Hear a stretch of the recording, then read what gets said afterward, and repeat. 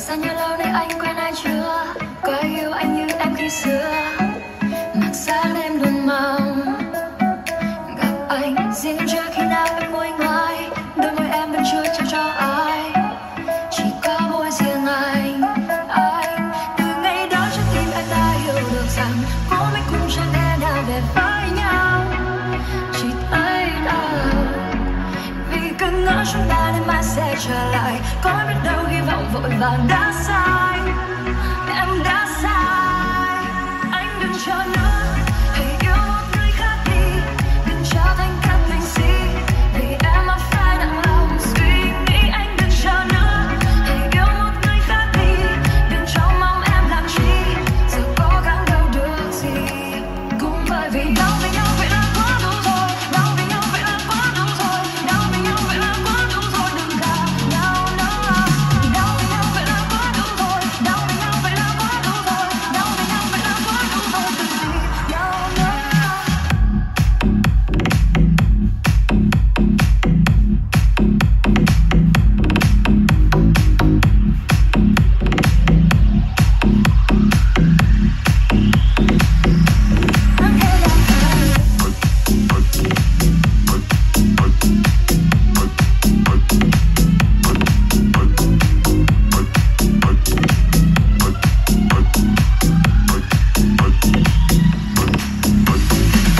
Đừng xem nhau như hơi thở, ngày tháng bên nhau là thiên đàng.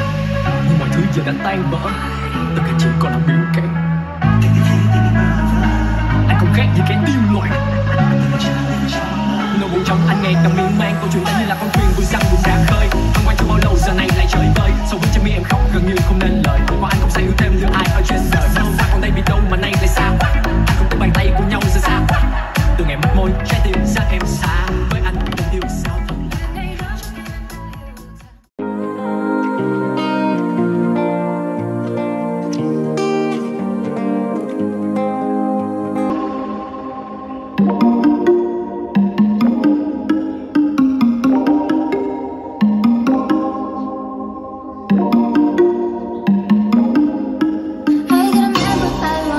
I could admit what I want you, and it's just nerves, it's just dick, making me think about someone new. You know there's so much to say. I try to hide it in my face, and it don't work. You see through that I just wanna get with you, and you're right.